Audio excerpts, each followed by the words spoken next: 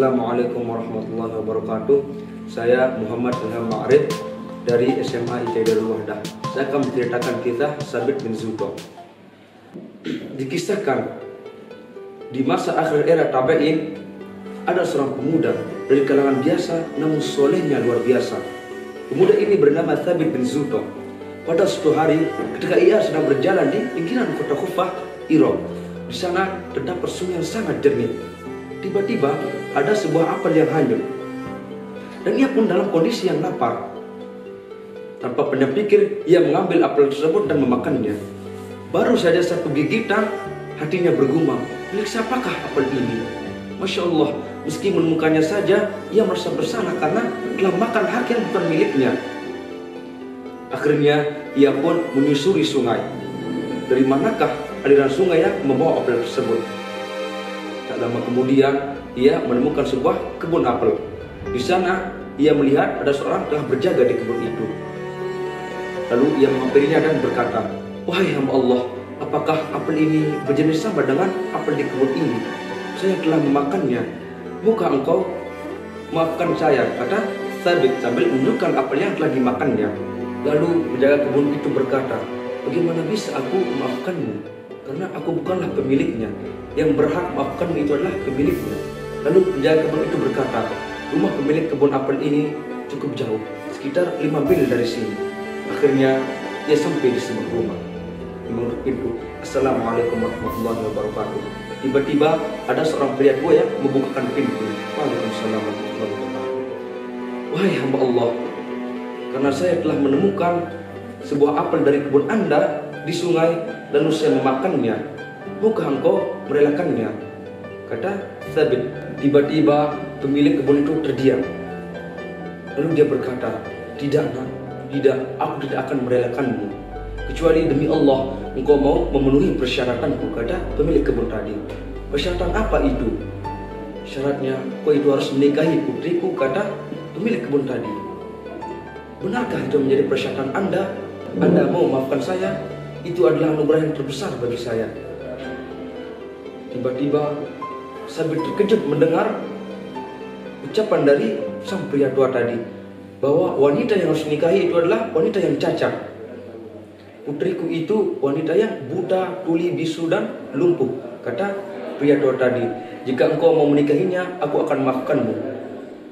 Akhirnya Thabit tak punya pilihan lain selain menerimanya karena ia tak ingin berdosa. "Kalau begitu, datanglah Ba'da Isa menemui istrimu," kata pemilik kebun tadi. Akhirnya usai Ba'da Isa, Thabit pergi menemui istrinya. Dia mengetuk pintu dan mengucapkan salam, "Assalamualaikum warahmatullahi wabarakatuh." Tiba-tiba Thabit terkejut mendengar jawaban dari wanita yang merdu suaranya. Bahkan ia mampu berdiri dan menghampirinya. Thabit merasa tak percaya bahwa ia salah memasuki kamar. Tak percaya, Thabit menanyakannya kepada wanita tersebut. Ternyata Thabit tidak bersalah. Ia benar bahwa itu adalah istrinya yang dinikahkan oleh pemilik kebun tadi. "Apa yang dikatakan ayah tentang aku?" kata wanita tersebut. Lalu Thabit berkata, "Ayahmu berkata bahwa aku itu buta." "Iya, benar, demi Allah ayahku berkata jujur bahwa aku itu buta, karena aku itu tidak pernah melihat hal-hal yang diharamkan oleh Allah SWT." Thabit merasa kagum mendengar jawaban dari wanita tersebut. Lalu ayahmu berkata bahwa kau itu tuli. "Ya, benar, aku itu tuli, karena aku tidak pernah mendengar hal-hal yang diharamkan oleh Allah SWT." Lalu ayahmu berkata bahwa kau itu bisu. "Ya, benar, aku itu berkata jujur bahwa aku itu bisu, karena aku tidak pernah mengucapkan hal-hal yang kotor." Lalu ayahmu berkata bahwa kau itu lumpuh. "Ya, benar, demi Allah ayahku itu berkata jujur bahwa aku itu lumpuh, karena aku tidak pernah melangkahkan kakiku ke tempat yang dimurkai oleh Allah SWT." Thabit merasa kagum dan terpesona mendengar jawaban dari wanita tersebut.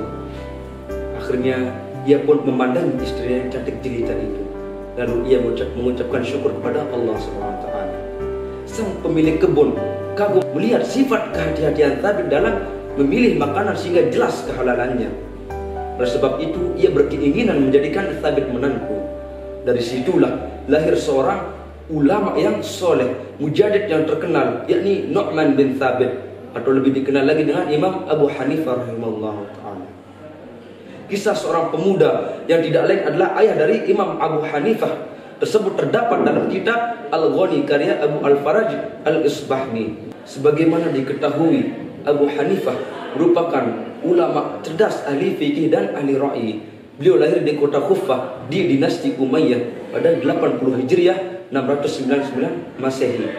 Kitabnya yang terkenal yakni Kitabul Athar dan Fiqh Al-Akbar yang hingga kini menjadi rujukan hukum bagi pengikut mazhab Hanafi di seluruh dunia. Sekian dari saya. Wassalamualaikum warahmatullahi wabarakatuh.